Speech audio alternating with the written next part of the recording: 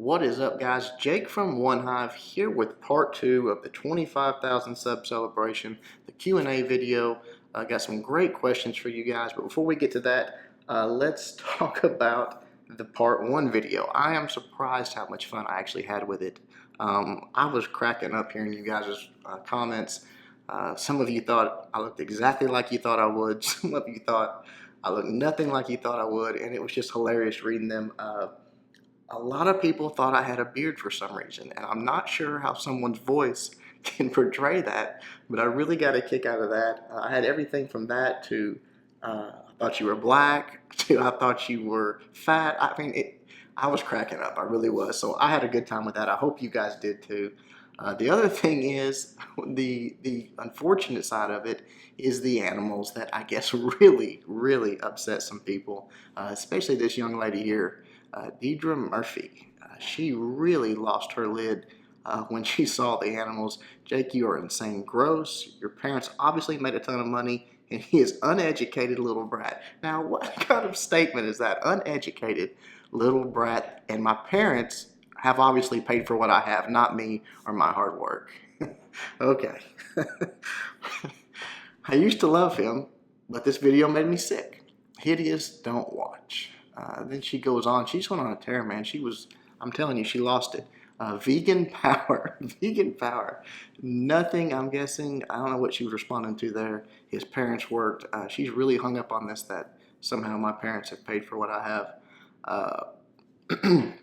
Excuse me. Rotting dead animals everywhere. Excuse me. They're dead. They're not rotting at all. But anyways, people like this, if the world's full of people that are going to do things you don't like, and if you're going to hate all of them, you are going to be one busy little girl. So I hope you let go of some of that hate and just realize that not everybody thinks exactly like you do. But we'll move on from that to a little bit more funnier comment that I lost it. I started laughing when I read this. Something in my mind always told me that you were going to be a fat, white, middle-aged man. What do you say to that? I don't know how to respond to that. I don't know what to say. Yeah, I don't know if that's like just confirmation for this person or what, but I really cracked up reading that one. But let's get to some actual questions. How old are you? I am 34 years old, Mike. That's probably pretty old for Clash of Clans. I don't know what the average age is, but I would say it's much younger than 34. That being said, I think there's a pretty good segment of people that are my age, maybe a little younger, maybe some a little older, that play Clash. Just guys that grew up gamers. So I don't know. Maybe I'm old. Maybe I'm not as old as I think. Moving on, Bethula. Also attack Jake's question. How do you manage time between playing Clash, making videos for us to suck less, regular job and family, commitments? This might help a lot of people. Yeah, man, it's tough.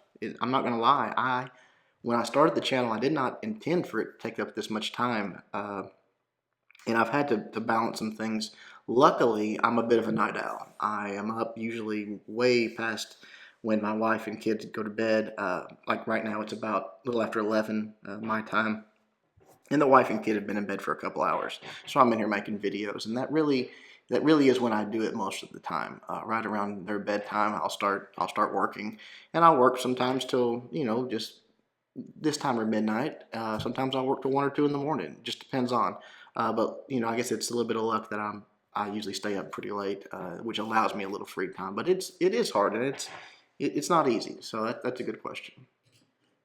Congrats on 25K, killer channel and killer room, dimmer literally.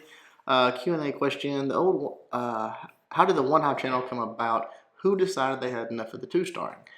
Interesting question there. The channel actually came about because of a guy named Firelord Jono that used to be in our clan. I don't know if it was just his idea.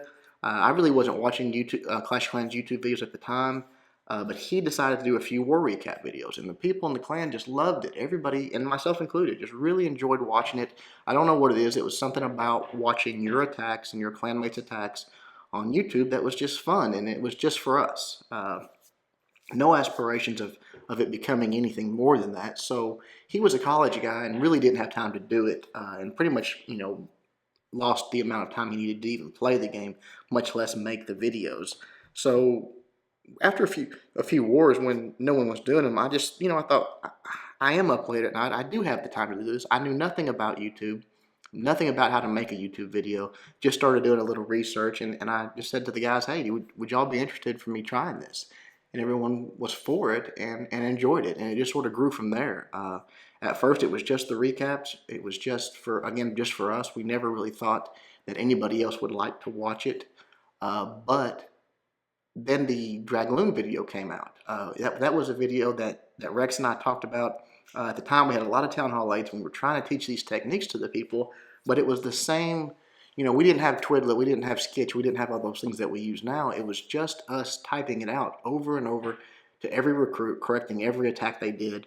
And he said, man, we got to make a video on this just to show them so we can just direct people to it. Well, that was very popular, and all of a sudden I started getting a lot of comments from people that were like, man, this has helped me tremendously, from other clans obviously, and that's when it really started growing and blossoming and branching out into other types of videos and other things, and really where we saw the growth potential, and just sort of went from there. So it's been interesting. Moving on, how much money do you spend on Clash on a weekly basis? What do you use gems on? I say I don't buy a lot of gems. I don't buy gems very often. I just bought gems in the last few weeks. I think you guys probably saw the gem sheet up on my account there. I bought $100 worth. I always buy them in a $100 package. But the last time I bought gems, I looked back, was December. So that's been a pretty good while. I guess if you average that out, that's what, a little over $30 a month. $7, $8 a week, something like that. So not a lot, not a tremendous amount. Pretty much what I use gems on exclusively is my hero cook times. What I do, and I made a video on it, is when I do my war attacks, I get both of my war attacks in, and I have enough resources, enough dark elixir to do it. As soon as my second attack is over, I put the king or queen, whatever I'm upgrading down for the upgrade. That gives me the rest of that war day, all of the next preparation day, and then some of the war day until I'm ready to do my attacks, of them just natural cook time. Then before I go in to do my attacks, I gem the remaining time. Usually it comes out to 700-800 gems, somewhere along those lines. And, that's pretty much all I use it on. I do sometimes will boost barracks. If I have a 2-hour period to sit down and play, which is pretty rare, I will boost barracks and spell factory to do some farming. But that's by far a minority of what I spend them on. Question for the Q&A: how did you come across Clash of Clans? Honestly, I don't remember. I know it was in January of 2014. That's when I downloaded the app, and it was at the end of my EverQuest 2 career. I was a MMO player on that for a long time, on and off anyways, for the better part of a decade. And I was done with that game, and I knew it, and I was just looking for something to fill that time that I was spending, and ended up downloading Clash of Clans, and it just stuck on me, and the rest is history. Love your channel, Jake. What is your day job profession? I've got this question a lot. I think that you guys are thinking I'm rich. That's not the case. I am in the financial industry, manage people's money, mostly retired age people. Do some life insurance, some bigger life policy, stuff like that. But me and my wife both work. Two working middle class family. Just normal family, honestly. What's your preferred army comp for farming, walls, and heroes? Right now, I'm sort of focused on Dark Elixir, so I've moved up to Masters with Balloonion, and just really focusing on that, just because I want to get focused on my heroes, and let the elixir and gold come as it may. When I'm down in crystal, whatever, I just barch with some wall breakers, stuff like that. Just pretty simple stuff. A few lightning spells, take out a mortar or two, but nothing special. I'm not like an expert farmer or anything. All right, moving on. How long did it take you to master all of the strategies you know? Man, I've still not mastered all the strategies. I am constantly learning, just like you guys.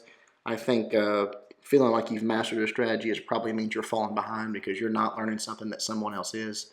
I see stuff almost daily that I'm like, ooh, I like that, or I mess up like that too, and I'm correcting myself. So I'm not a master. I have the ability to, I guess, look at an attack and help break it down. But that's just because I've been doing it for a very long time now. But you've got to keep learning. You got to keep practicing these things. Uh, if you're satisfied, if you're settled, you're probably again falling behind. So don't ever feel like you don't have anything else to learn. All right, what's going on here? What is your plan or advice for clans who have people who just don't get it but have been in the clan for a long time? That's a good question, and that's a tough one. Uh, you know, we went through this as OneHive. We grew up and we had to make these hard decisions. You got to ask yourself, what do you want to be? What do you want out of Clash of Clans? Uh, and you've got to be honest with yourself. If you're going to be a hardcore war clan, then these tough decisions, these booting people out of the clan that don't get it, has to happen. And it's just a matter of, there's nothing wrong with being a family clan. There's nothing wrong with being a casual war clan. Those are fine. Those are good things. You've got to decide what you want to be, and once you do, there's no letting a good old boy that used to be there stay. We had people in OneHive that, especially once the update came about, and hogs were no longer easy to use. It changed everything. Before that, just to be perfectly honest, it was a lot easier to be a 3-star attacker, to get those 3 stars in, and to be valuable to your clan. After the update, all that changed. You had to be really have some skill. You had to have some time and willingness to learn new attacks. And some of the guys that were there from the start of OneHive either didn't have the time or didn't have the will to do that. And we had to let them go. And it's not fun. Those guys were our friends, and people that helped build the clan. So it's a hard decision. But again, if you're going to be honest with yourself and say, hey, we're going to be a top-notch hardcore war clan, then you got to do it. It reminds me of one of my favorite quotes is from Steve Jobs, his biography. I read it, and it said, A+ players like working together, and they don't like it if you tolerate B work. And it really rang true to me, because at the time I was playing EverQuest 2, but also in Clash of Clans.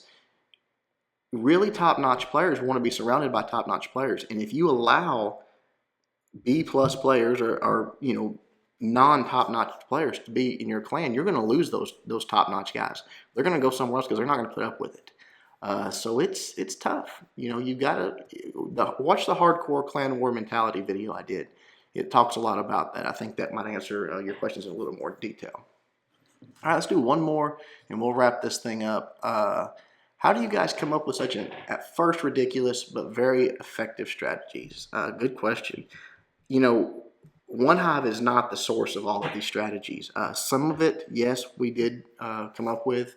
Some of it we took from other clans, and some other clans took it from us and refined it and changed it and made it better. It was not just us. It was clans like Reddit Troopers, things like that. We added some things, they added some things, and it gets congealed into whatever's the best. And not just Reddit Troopers, other clans as well, but they're just ones that we dealt with some. So it was an interesting process, and it's still going on. Attacks are still being tweaked and developed, and it's a fun ride to be on the fore end of that and watch the sort of newer stuff come out. Because as it trickles down to other clans, we usually get to see it a little earlier on. But we also put the time in. We put the research in. We would be watching videos on YouTube, and if we saw something, we might take a part of it and say, hey, this is going to work. We need to tweak this or whatever. So it's a process, but we also encourage people to try new things. That's one thing. If your clan is sitting there saying, it's one of the reasons I made the Go Wipe Rut video. If your clan is sitting there saying, no, don't try anything new. Don't those attacks, too big a chance of you failing. There's never going to be an innovation in those clans. We encourage it, especially if we're in a war that we're winning. Hey, you got a plan you think will work. This is going to be an awesome attack. I think it might work. I'm going to try something new. All right, good luck, man. And if you fail, you fail. You can't be afraid of failure, or you're not ever going to develop anything new. All right, guys, that's it for the questions. I hope you enjoyed it. I've enjoyed answering them. We'll do one more celebration video, and then it's going to be back to business as usual, normal series and stuff like that. Before we close this up, I'm going to give away 5 t-shirts. This is going to be one of those videos that I don't comment to all the, won't reply to all the comments, but I will read them all, and I don't want to mess up the numbers for drawing on the t-shirts. But I'll give away 5 t-shirts. Just leave a comment. You're entered. I'll probably give away some more as well on Twitter or something like that, so be watching for that. Hope you guys liked the video. Until next time, Jake from OneHive reminding you guys to suck less.